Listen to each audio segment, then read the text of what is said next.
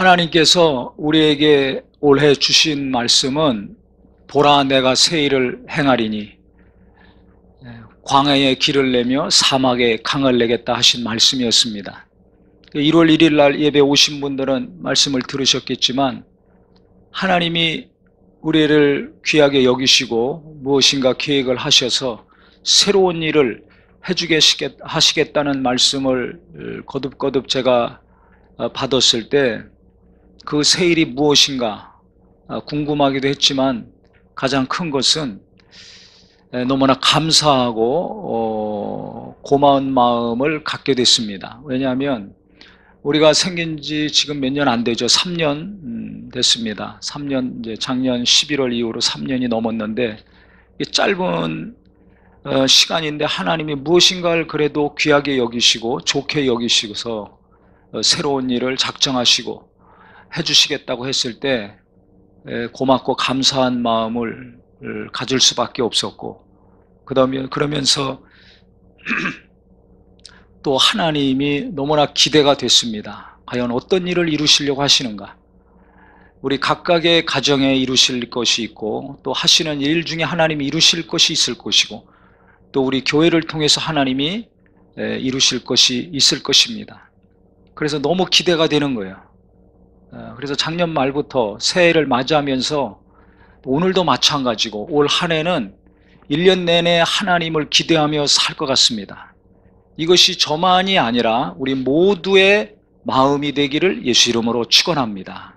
왜냐하면 이것은 저에게만 주신 말씀이 아니라 우리 모든 성도님들에게 주신 말씀이기도 합니다.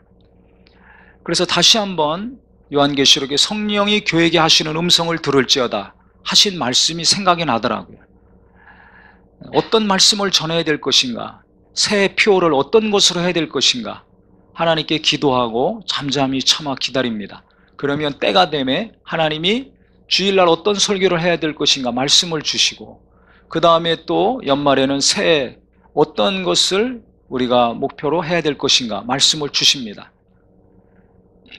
그것은 우리에게 하신 말씀입니다. 내게 하시는 말씀입니다. 그러니까 목사님에게 하나님이 뭔가 일을 하시려고 하는가 보다가 아니라 우리에게 하나님이 새 일을 하신다는 것을 우리가 알고 하나님께 감사하는 마음과 함께 올 한 해 하나님께 소망을 갖기를 바라겠습니다. 우리 젊은이들, 우리 청소년들도 하나님이 새 일을 하시겠다고 하니까, 그래서 제가 볼 때는 올해, 작년에도 하나님이 많은 은혜를 주셨습니다. 진짜 은혜를 많이 주셨습니다. 각각의 가정마다 심령마다 주신 은혜가 정말 놀랍습니다. 신방을 다니고 상담을 하니까 잘 알죠. 너무 많은 은혜를 주셨어요. 또 우리 교회도 하나님이 큰 은혜를 많이 주셨고, 그런데 올해 더 기대되는 것은 그렇게 은혜를 많이 주신 하나님이 새로운 일을 또 행하시겠다고 하니까 더 마음이 이제 부풀어 오릅니다. 그런데 하나님이 이전보다 더 큰 은혜를 주시는 사람이 있을 것이고 아무것도 이루어지지 않는 사람이 있을 수도 있습니다. 그래서 1월 1일 우리 신년 감사 예배 했는데 그때 설교가 정말 하나님이 하셨구나, 저는 집에 가서 깨달았어요. 설교할 때만도 몰랐습니다. 하나님이 그 말씀을 주셨기 때문에 그 말씀으로 설교는 했지만은 지금 솔직히 말씀드리면 이 말씀으로 어떻게 설교를 해야 되는가, 어떻게 해야 될 것인가 잘 몰랐습니다. 그냥 본문 말씀만 들고 설교를 했습니다. 그래서 그날 제가 설교한 다음에 그 다음 날까지 한 2, 3일 동안 너무 괴로웠어요. 하루 종일 괴로웠고 1월 1일 날 그 다음에도 계속 괴로웠습니다. 내가 설교를 잘한 것인가 잘못한 것인가, 무슨 설교를 한 것인가. 그래서 제가 너무 괴로워하니까 제 아내가 옆에서 보다가 참다 못해가지고 뭐 좀 얘기를 하더라고요. 자기가 은혜 받은 얘기도 하고, 그 다음에 너무 괴로워하니까 성도님들 몇 분한테 물어봐서 그날 어떻게 은혜 좀 받았냐고 했더니 뭐 다 은혜 받았다고. 진짜 받았는지 안 받았는지 저는 모르겠지만 어쨌든 뭐 은혜들 많이 받으셨다고 그러고 뭐 밴드에다 또 누가 은혜 받은 글도 올리고 하더라고요. 그래서 이제 시간이 가면서 마음이 가라앉고 다시 그 설교를 유튜브를 통해서 들어보니까 제가 한 설교가 아니라 하나님이 하셨구나, 성령께서 하셨구나 하는 것을 제가 다시 한번 확실히 느꼈습니다. 왜냐하면 하나님이 새 일을 행하시려면 진짜 심령이 겸손해야 되거든요. 아무리 하나님이 새 일을, 그보다 더 큰 일을, 더 좋은 것을 행하시려고 한다 할지라도 어느 날 갑자기 내 마음이 높아지고 교만해지면 하나님은 일하실 수가 없습니다.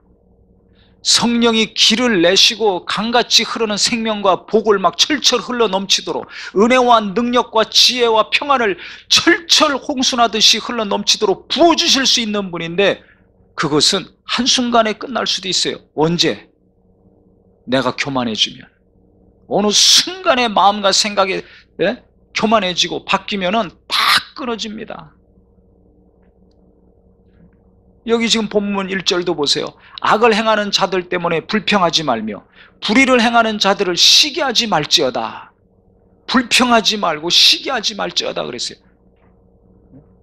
그들은 풀과 같이 속히 배임을 당할 것이며 푸른 채소같이 쇠잔할 것이미로다 그랬습니다. 우리가 갑자기 불평이 올라올 때가 있습니다. 갑자기 누군가 시기하거나 미워하거나 질투할 때가 있습니다. 특히 집에서도 무슨 일 있으면 갑자기 확 애건 어른이건 분노가 일어나고 불평이 막 나오죠. 그래서 그것이 입으로 나오기도 하고 행동으로도 막 옮겨지기도 합니다. 참 이상해요. 나도 모르는 사이에 내 안에서 무언가 갑자기 확 솟구쳐옵니다. 교회에서 마찬가지예요. 그렇게 은혜 받고 순한 양 같다가도 갑자기 내 안에서 뭔가 확 올라와서 내 마음이 딱딱하게 굳어지는지, 아니면 해야지 말아야 될 말이 나오든지 할 때가 있습니다. 그때마다 절망하죠. 내가 이렇게 살면 안 되는데, 이렇게 말하고 행동하면 안 되는데 왜 내가 이런 말을 했고 이렇게 행했는가. 좌절이 되는 것과 동시에 깨닫는 것은 뭡니까? 내가 죄인이구나. 예수님의 공로가 없으면, 하나님의 은혜가 없으면 도무지 구원받을 수 없는, 거룩해질 수 없는 죄인이라는 것을 다시 한번 깨닫게 됩니다. 그러면서 어떻게 됩니까? 정상적인 그리스도인이라면 그러면서 한 단계 또 겸손해지는 거예요. 나의 죄를 발견하고 나의 교만함과 온전치 못함을 발견하는 것과 동시에 낙심이 되고 좌절이 되지만, 그러면서 하나님의 은혜가 없이는 살 수 없는 존재, 예수의 피가 없으면 도무지 영생을 얻을 수 없는 존재라는 것을 깊이 깨닫고, 인간의 교만과 죄성이 얼마나 강한가, 내 안에 죄를 짓고 내 원대로, 내 하고 싶은 대로 살고자 하는 그 성품이 얼마나 강한가를 깨닫는 것과 동시에 하나님의 은혜가 나는 너무나 필요한 사람이구나, 그 은혜가 오늘도 내일도 날마다 깊이 임하지 않으면 살 수 없는 사람이구나. 그래서 하나님을 더 가까이 하고 하나님 앞에 더 납작 엎드리는 자가 됩니다. 그렇게 연약할 때 하나님 앞에 겸손해지고, 범죄할 때마다 깨닫고 돌이키는 것과 동시에 더욱더 하나님을 가까이 해서 그것을 줄여가려고 노력할 때 하나님께서는 길을 내시고 강을 흐르게 해 주실 것입니다. 그래서 우리가 올해 정말 하나님이 무엇인가 일을 하시려고 하시는데, 그 일이 내게 이루어지고 내 가족들에게 이루어지고 내가 하는 일과 우리 온 교회에 이루어지길 원한다면 오늘부터 불평이 없기를 예수 이름으로 축원합니다. 불평이 없어야 돼요. 불평이 없어야 돼요. 특히 이 세상이 너무나 혼란스럽고 불의하고 부정하고 부패한 일들이 많이 일어나니까 아침에 눈 뜨면 신문 보면서 뉴스 보면서 인터넷에서 검색하면서 마음이 상하고 분노가 일어나는 일들이 있죠. 우리 예수 믿는 성도들, 정말 하나님이 무엇인가를 계획하시고 부어주시려고 하시는 분들이라면 내게서 불평이 없어야 됩니다. 그래서 성경에는 이 사람들 악을 행해서 부자가 되거나 불의와 부정과 부패를 통해서 이득을 얻고 출세하는 사람들, 당장 이익을 얻는 사람들, 우리가 막 불평하고 시기하고 욕하고 하는데 그거 그렇게 하지 말라는 거예요. 왜냐?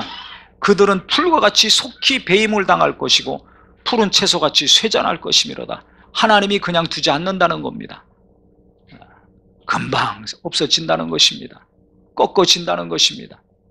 그러니까 내 삶이 힘들어서, 내가 일하기 힘들어서 그런 사람들, 불의와 탈법과 불법과 부패를 저지르면서 이득을 보고 소위 세상에서 말하는 성공했다고 하는 사람들 부러워할 것도 없고 불평할 것도 없고 욕하지 말으라는 것입니다. 왜냐하면 우리가 죄짓게 되기 때문에 그래요. 그래서 그 밑에도 보세요. 7절에 여호와 앞에 잠잠하고 참고 기다리라. 자기 길이 형통하며 악한 꾀를 이루는 자 때문에 불평하지 말지어다. 생각이 악한 자들 때문에, 행동이 악하고 그래서 뭔가 술수 부리는 자들, 그들 때문에 불평하지 말아라. 분내지 말아라. 분을 그치고 노를 버리며 불평하지 말라. 오히려 악을 만들 뿐이라 그랬어요. 그러면 이 사람들에 대해서 내가 어떻게 해야 되는가? 그 사람들이 내 마음을 뺏어가게 하면 안 됩니다.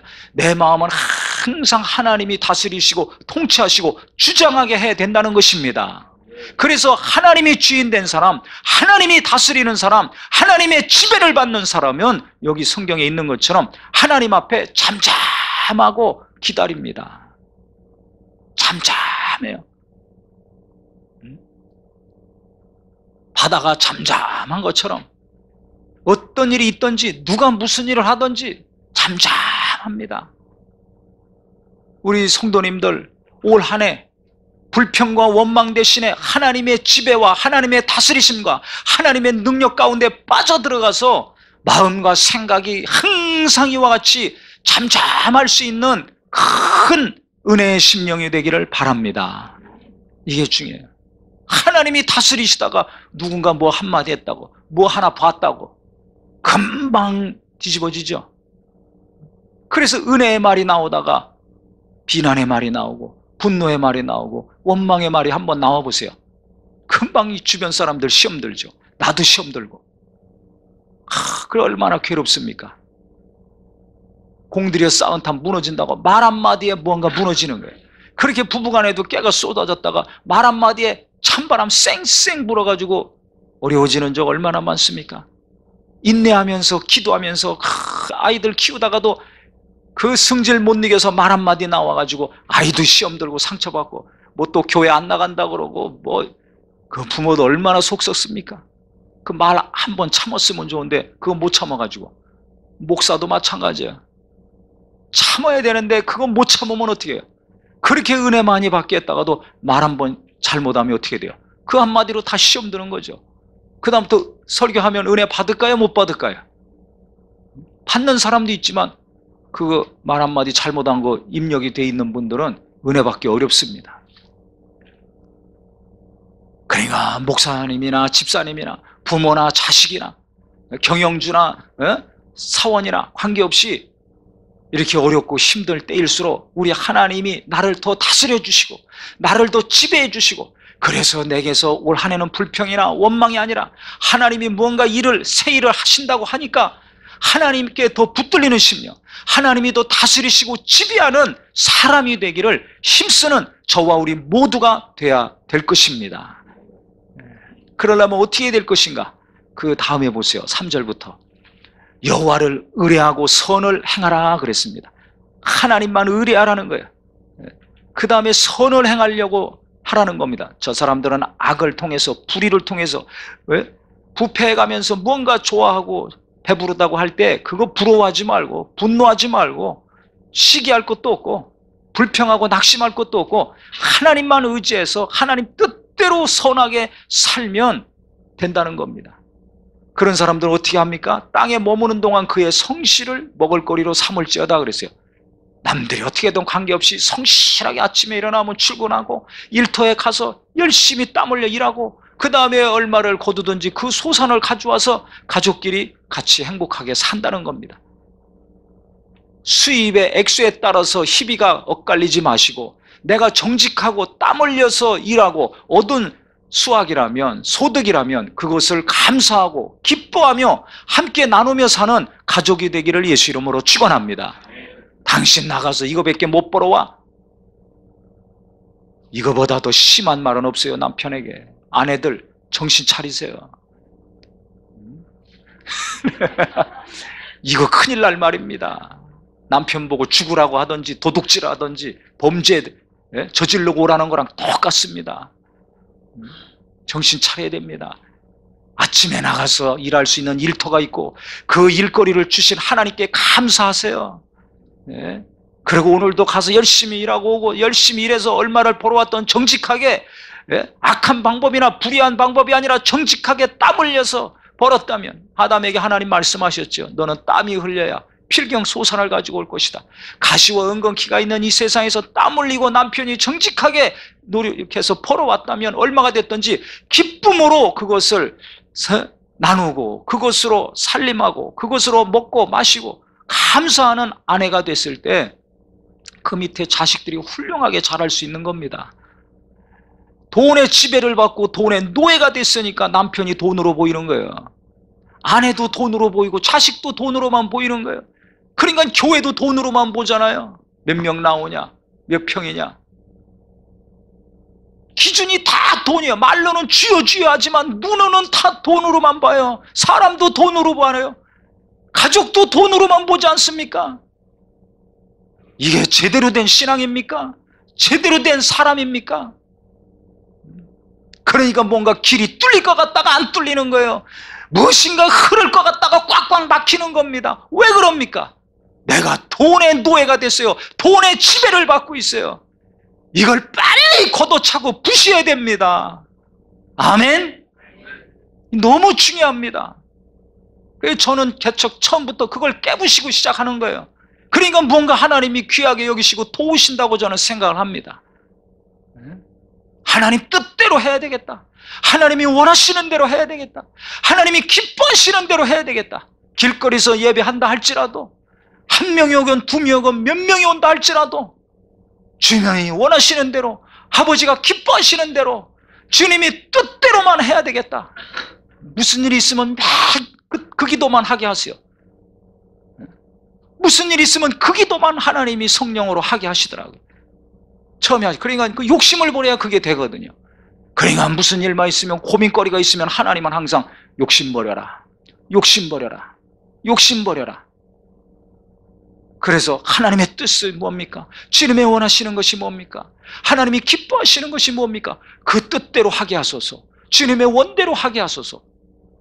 항상 개척 시작하기 전에 그때의 마음과 생각과 기도를 계속 생각나게 하시고 반복하게 3년 동안 하셨습니다. 지금도 마찬가지예요. 지금도. 그래서 우리 성도님들 이런 분도 있어요. 목사님 초심만 잃지 않으면, 그 개척했을 때 그 마음만 잃지 않으면 우리는 잘 됩니다. 저는 그게 제일 아주 깊이 와서 항상 저에게 자극을 줘요. 어떻게 잘 되든지 안 되든지 무슨 일이 있든지 없든지 간에 관계없이 항상 욕심 없이 하나님 뜻대로 주님이 기뻐하시는 대로 주님이 원하시는 대로 살고 일하려는 그 마음과 생각이 가장 중요하다는 걸 하나님은 계속해서 알려주시는 거예요. 그러니까 우리가 부부간에도 말해요. 돈으로 생각하면 안 됩니다. 남편을 연봉 얼마짜리, 아내를 연봉 얼마짜리로 만들려고 하지 마세요. 자식들 월급 얼마 받는 자식으로 돈만 생각하고 공부시키고 취직시키고 시집장가 보내려고 하는 거 하지 마세요. 하나님이 무언가 은혜 주시는 걸 가로막는 겁니다. 하나님이 도우시는 손길을 막는 겁니다. 나는 어떤 가치관을 갖고 있는가? 나는 어떤 기준으로 사람을 보고 교회를 보고 내 앞날을 계획하고 있는가? 돈이 아니라 하나님이 돼야 됩니다. 아멘? 정말 이 마음과 생각이 완전히 틀이 깨지고 바뀌어야 됩니다. 주야 주야 하면서도 찾는 것은 그거 아닙니까? 잘 생각해 보세요. 나는 아닌 것 같지만 자기를 냉철하게 제대로 보셔야 됩니다. 그래서 성경은 하나님 의뢰하고 선을 행하라. 누가 하나님 의지하고 선을 행해요? 하루하루 정직하게 일하고 사는 사람들이 선을 행합니다. 선하게 삽니다. 돈이 기준이 아니라 하나님이 기준이 돼야 돼요. 그래서 하나님께 마음이 있는 사람은 성실합니다. 그래서 그 성실로 하루하루 열심히 일해서 먹고 살아라는 거예요. 그래서 내 자식이 얼마를 벌어오든 어느 직장을 가든 내가 어떤 일을 하든지 관계없이 내게 하나님이 일거리를 주시고 직장을 주시고 내가 건강해서 아침에 나가서 일하고 저녁에 퇴근하고 들어오고 하나님께서 정말 함께 하셨다면 감사하게 여기는 저와 우리 모두가 되기를 예수 이름으로 축원합니다. 계속 정직하고 성실하게 일하면 손해보고 바보 가는 것 같지만 아닙니다. 하나님은 그 사람 보셔서 그에게 하나님께서 놀라운 것을 맡겨주십니다. 그러니까 그때 이를 것이니까 잠잠하고 기다리라는 거예요. 불평하고 원망하지 말고 조금 성실히 일하다가 그냥 누구 쳐다보고서 아유 나는 왜 이거밖에 못 벌어. 저 사람은 놀고 먹으면서 저렇게 사는데 나는 왜 이렇게 쫙 뼈 빠지게 일하는데도 이렇게 어렵게 사나. 그러니까 성실이 없어져요. 불성실이 되죠. 부지런한 사람이 게으른 사람 되지 않습니까? 겸손한 사람이 낙심하고 좌절하고 방황하는 사람 되지 않습니까? 왜 그래요? 하나님을 의지하지 않고 사람하고 자기를 비교하는 순간에 하나님이 싹 빠지는 순간에 내가 무너져 나가는 겁니다. 삐딱선을 타는 겁니다. 탈선하기 시작하는 거예요. 그러니까는 내가 삶이 어려우면 어려울수록 세상이 복잡하고 어려우면 어려울수록 내가 하나님을 더 가까이 해야 되겠구나. 하나님을 더 가까이 해서 하나님과 더 친해져야 되겠구나. 친밀도를 높이는 지혜가 있기를 예수 이름으로 축원합니다. 어렵다고 하면서 하나님과 멀어져 가는 사람이 있고 어려울수록 정말 깨달을수록 낙심이 되지만 회개하고 하나님께 더 깊이 들어가는 사람이 있어요. 그 사람이 하나님의 놀라운 일을 맛보는 사람입니다. 우리는 죄인이에요. 완전한 사람 없습니다. 의인은 없나니 하나도 없습니다. 내 죄를 깨닫고 내 온전치 못함을 깨닫고 내 어려운 상황 속에서 정말 낙심이 되고 좌절이 되는 날이 있지만은 그래서 그때 내가 또 하나님이 필요하구나, 하나님의 은혜가 필요하구나, 하나님의 도움이 필요하구나 해서 더 겸손히 하나님을 의지하고 가까이 갈 때 무엇인가 하나님의 손이 임하고 그분의 도우심이 범사에 임하는 겁니다. 깨닫기를 예수 이름으로 축원합니다.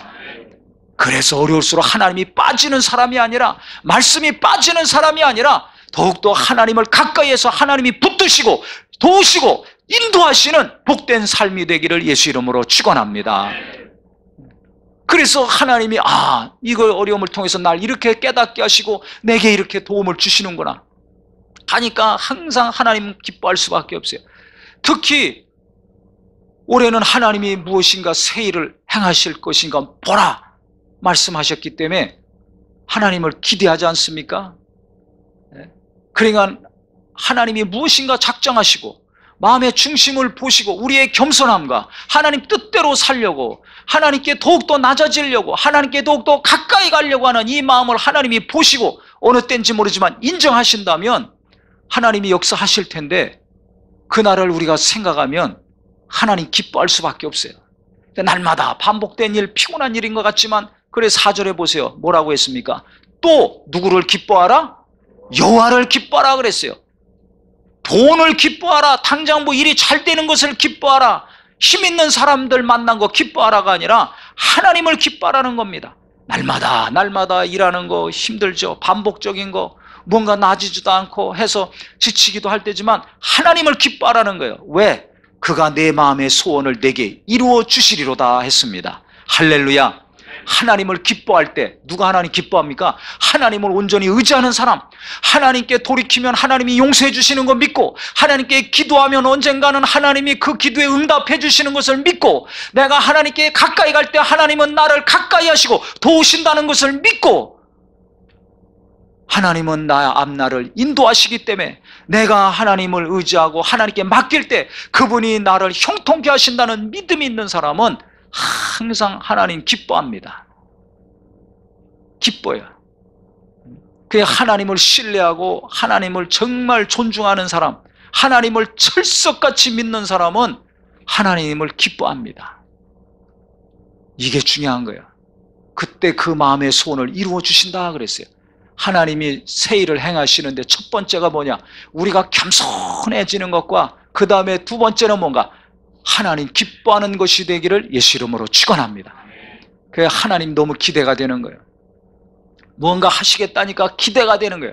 그래서 그 기대가 꿈이 아니라 생각이 아니라 실제 우리 눈으로 보고 손으로 만지는 것으로 이 땅에서 이루어지려면 우리 하나님을 기뻐하는 저와 우리 성도가 되시기를 예수 이름으로 축원합니다.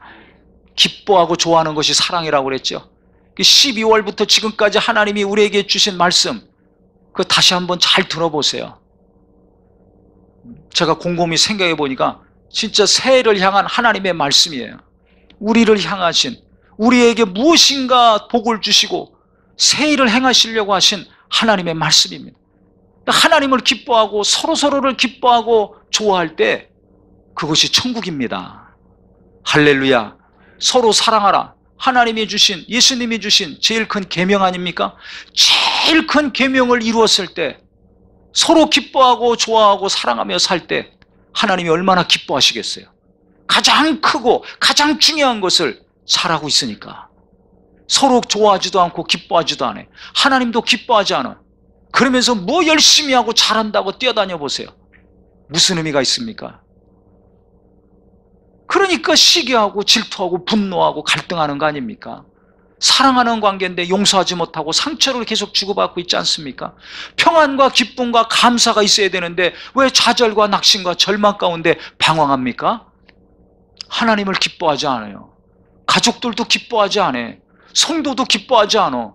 교회도 기뻐하지 않아. 그럼 뭘 기뻐하겠다는 거예요? 내 원하는 거, 내 야망, 내 욕구, 내 욕심, 내가 이루고자 하는 거,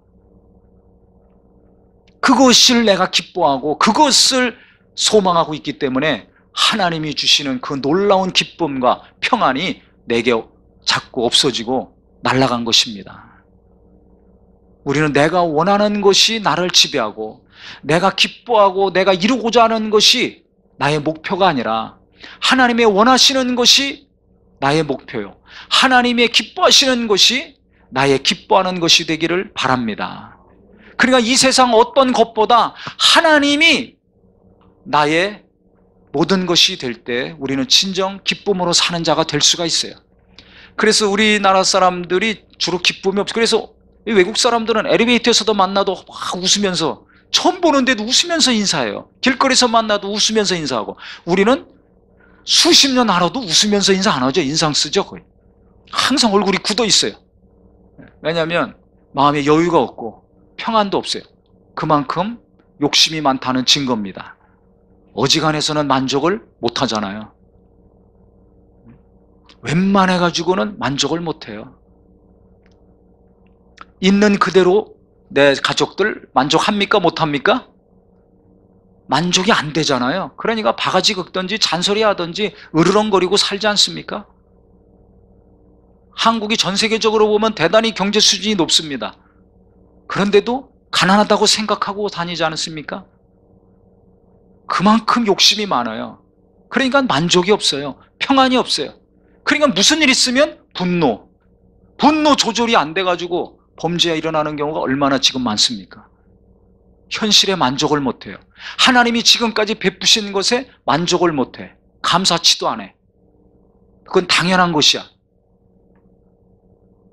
이렇게 하고 살고들 있어요. 감사해야 됩니다. 하나님 은혜에 감사하고, 가족들이 함께하는 것에 감사하고, 신앙생활 할 수 있는 교회가 있고 말씀이 있고 장소가 있는 것에 감사하고, 내가 아침에 눈 뜨면 만날 사람이 있고 나갈 곳이 있는 거 감사하고, 해 떨어지면 집에 가서 잘 곳이 있고 가족들이 있는 거 감사하며 사는 은혜가 있기를 예수 이름으로 축원합니다. 욕심이 너무 많아요. 그러니까 감사치를 않아요. 평안이 없어요. 그러니까 자꾸 불편한 거예요. 짜증이 나고. 자녀들 감사해야 됩니다. 뭐 이렇게 맨날 불평하고 짜증나고 인상 쓰고 다닙니까? 엄마가 있고 아빠가 있고 잠자리 있고 먹여주지, 공부시켜주지, 얼마나 감사해요. 못 사는 나라 한번 가보세요. 어떻게 사나? 학교도 못 가요. 옷도 없어요. 먹을 것도 없어요. 수명도 짧습니다. 욕심이 너무 많으니까 불평이 계속 나오는 겁니다. 욕심이 너무 꽉 들어 차 있으니까 감사도 없고 기쁨이 없어요. 정죄만 하지. 비난하고 헤아리고, 자기도 온전치 못하면서 자기 잣대로만 계속 누군가를 괴롭히든지 고통을 줍니다. 무시하든지. 정신 차려야 됩니다. 하나님이 무엇인가 일을 행하시려면 내가 감사하며 살아야 되겠구나. 욕심 버리고 살아야 되겠구나. 욕심을 계속 버려보세요. 나보다 잘 사는 사람보다 어려운 사람들이 눈에 들어오기 시작합니다. 나도 괴롭지만 나보다 더 괴로운 고통스러운 사람들의 마음이 내게 느껴집니다. 근데 욕심이 가득 차 보세요. 교만해 보세요. 그런 사람 눈에 안 들어와요. 도리어 무시하고 삽니다. 나보다 잘 나가는 사람, 나보다 잘 사는 사람, 나보다 똑똑한 사람, 맨날 그 사람들만 보고 그게 경쟁 대상이야. 그 사람들보다 똑같이 되든지 더 높아지려고 그래. 그러니까 마음은 갈수록 좁아지죠. 은혜는 없죠. 평안도 없죠. 결국은 뭐예요? 돈의 노예가 돼가는 거예요. 이생의 자랑이 갈수록 충만해지고, 안목의 정욕이 갈수록 충만해지고, 육체의 정욕에 이끌려 사망의 길을 가는 거죠. 불쌍한 사람입니다. 넓은 길로 가는 사람이에요. 멸망의 길로 가는 사람입니다. 너희는 좁은 문으로 가라 그랬어요. 생명의 길로 가시기를 예수 이름으로 축원합니다. 그러니까 내가 욕심을 내려놓고 또 내려놓고 내려놓으면 어려운 사람들이 보입니다. 힘든 사람들이 보입니다. 지친 사람들이 보입니다. 연약한 자들이 보입니다. 그러면 이 사람들을 위해서 기도가 되고 궁일이 여기는 마음이 되고 그 사람들을 어떻게 도와야 될까? 어떻게 위로해야 될까? 어떻게 격려해야 될까? 이것이 고민거리가 됩니다. 내가 더 높아지려고 아둥바둥 사는 사람이 아니라 욕심을 버리면 버릴수록 그 사람들을 어떻게 도와야 될까? 어떻게 내가 가진 것을 나눠야 될까? 우리에게 주신 것을 어떻게 잘 흘러가서 그들에게 위로와 생명이 되게 할까? 그래서 그것을 고민하고 기도하고 사람을 만나고 은혜가 흐르고 하나님의 주신 것들이 흘러가게 노력을 합니다. 이런 것들을 계속 하니까 하나님이 우리에게 새 일을 행하시겠다고 하시는 것 같습니다.